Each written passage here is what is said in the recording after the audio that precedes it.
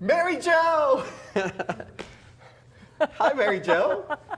It's great to see you. Oh my God, it's so good to see you. And I love when you say my name like that, the amount of delight that just bubbles up in me. Well, I'm excited to see what we create tonight.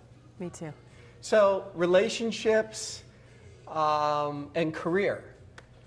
Talking about both of them because it's very important in people's lives. But think about it from a career and a work standpoint. Building relationships with your coworkers, with manager, subordinate, that's very important too. So I want to start off by just talking a bit about work-life balance. What are some of your tips for people that really want to find that solution for work-life balance? Yeah, it's interesting that as much as people have the quest for it, and it's been happening since there have been work and family life, that there isn't yet a solution or the solution.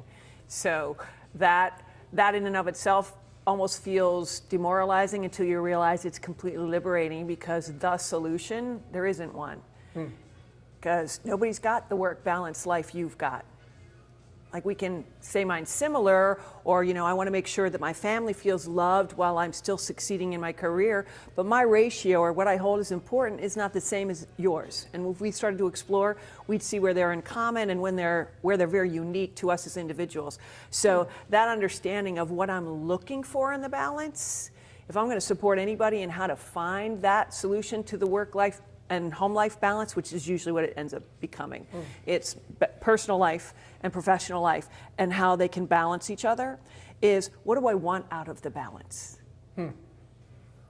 And once I start to explore there, then the pathway to it, because not everybody's work-life balance, we act like it's a teeter-totter, right? Like if it's balanced, it'll be right in the middle, because it'll equally have my time and my attention, and and then when I'm at work, I won't be worried about home. When I'm home, I won't be worried about work. And that's really not how balance works in this kind of scenario. Dynamic human beings are messy, so it's more like a merging. And like, I can tell you, my weekends aren't 100% home life while my work days are 100% work, but the ratio changes. So today we're filming on Mother's Day. Happy Mother's Day to all the mothers. My work ratio and personal ratio are different today than it would be when I wake up tomorrow, Monday morning, and I'm attacking my professional life. So when you're coaching someone that has question on work-life balance, and you did ask a very key question of what does balance mean to them, what are some other key questions that you ask to really understand, or to understand and then support them? What's the prices you're currently paying? What feels out of balance? Does it feel more internal or external? So these are all just exploratory places to start to see how they're holding what they consider imbalance, so that I can support them in designing what balance would look like to them. Does that make sense? So for you, do you feel work, personal life balance, imbalance? Me personally, it's been a struggle. Being able to just completely cut off at a certain time to support my home life and my relationship.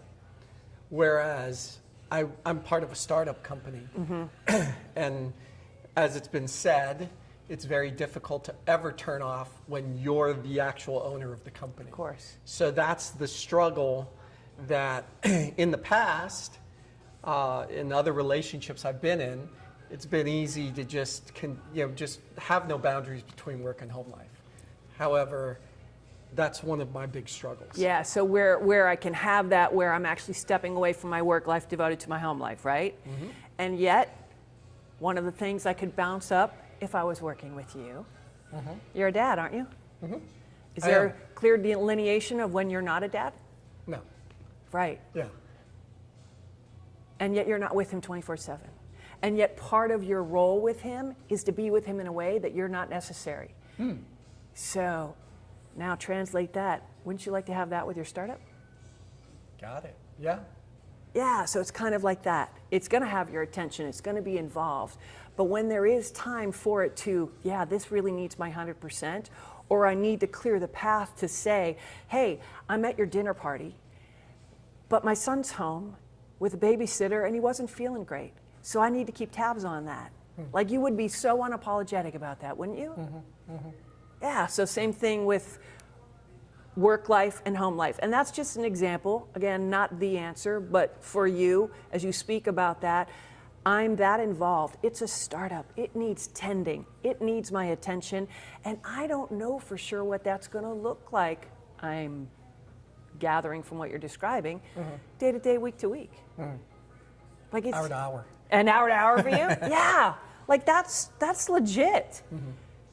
So even that understanding, now, if I were in your life as a partner, as somebody that's sharing time with you regularly, like, really being able to digest that with you, really understand that it is that kind of tending in order to support the life we're going to have together. And why not have that conversation? Why not get clarity on, I travel for work. So my partner and I have to be really clear about the quality of connection, because the quantity's not always there.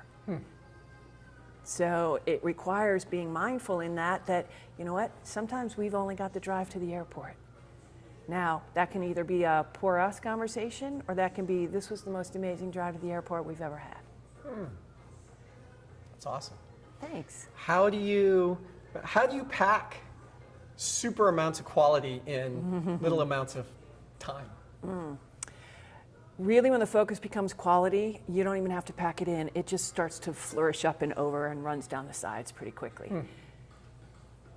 Because where I would not be as normally vigilant, when I'm really keyed into, this is our time to connect right now, like things that would normally become distracting or have my attention or want me to kind of break away, like, I'm going to prioritize differently. And honestly, as a woman, when my mate, beautiful man named Jay, that you know very well. He's a great guy. Isn't he? And I so respect his single focus.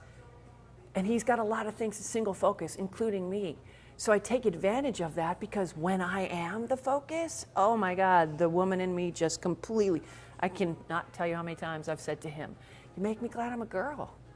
Like, when he gives me that single focus, and that I get to be mindful about being clear when I need that. So that's one of the ways, is to really prioritize that we've agreed this is the quality of it. And second is discovery. Like, if it's really about connection for me in a relationship, discovery is a huge part of it.